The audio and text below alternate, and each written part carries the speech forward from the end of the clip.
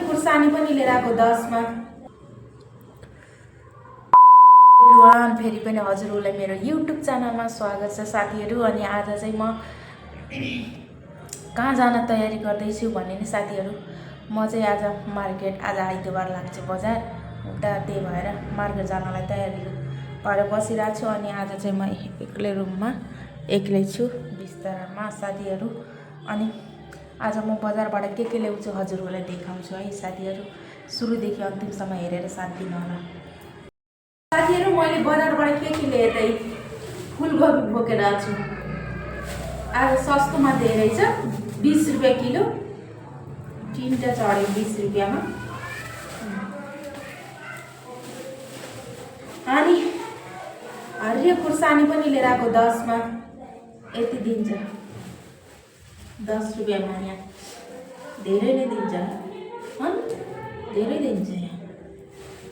नेपालमा त दिन्न धेरै, नेपालमा त धेरै दिन्छ साथीहरू।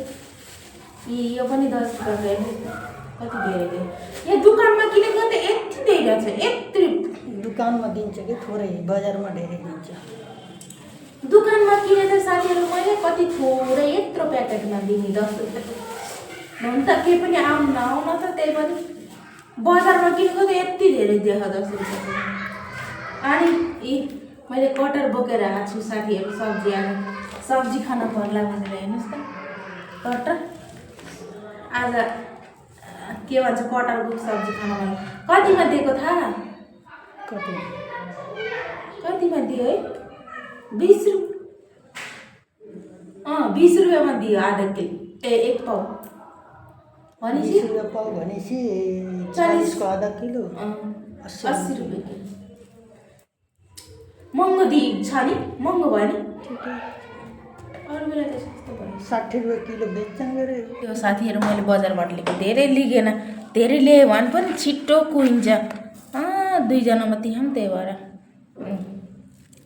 हेर्नुहोस् यो कटरको सब्जी काटेर यस्तो मजाले दियो दुकानमा।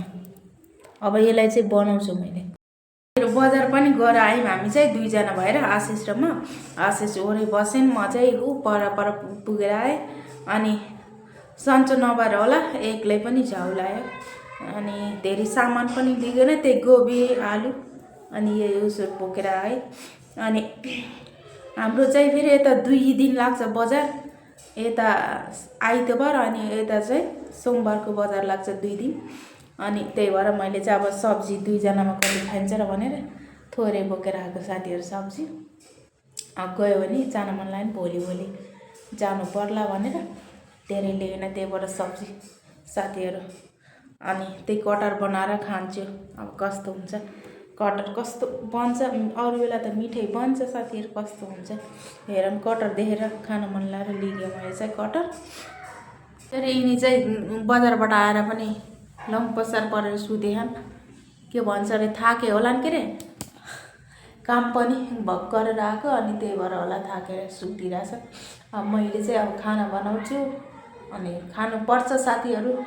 कटरको सब्जी बनाउँछु, हेर्दै जानुहोस् कस्तो बनाउँछु। हजुरहरूले पनि बनाएर खानु होला। अहिले त पाउन्न होला, अन्त त यहाँ चाहिँ पाउँदो रहेछ, त्यही भएर मैले लिएको।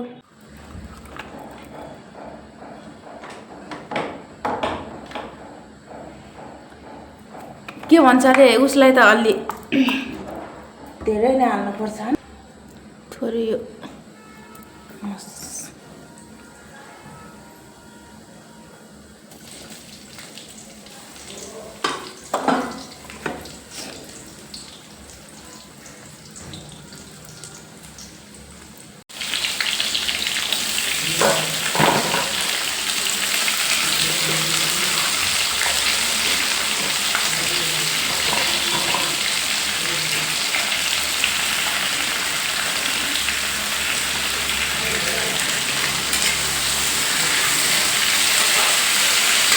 हल्लिन्छ कि सानो ग्यास भएर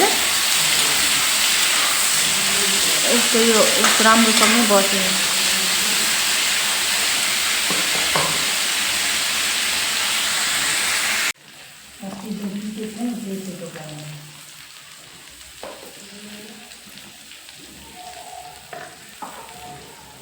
यो चाहिँ मसला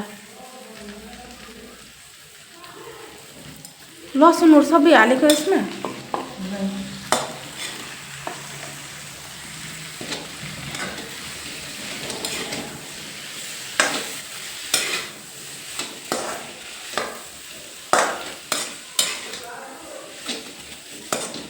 अब यसलाई एकछिन पाक्नु दिनुपर्छ साथीहरू।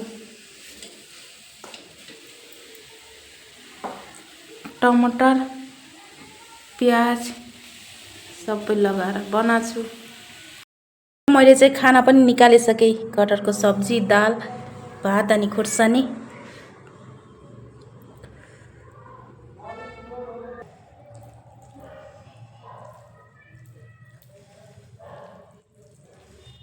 ल साथीहरू खाना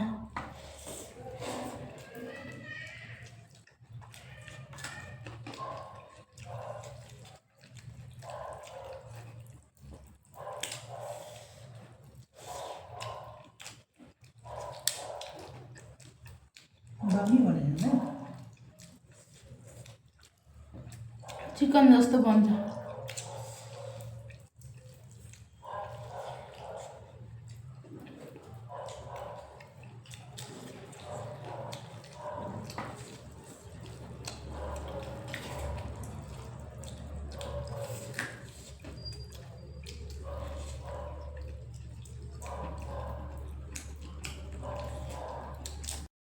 खाना खाएर सिधाइसक्यौँ।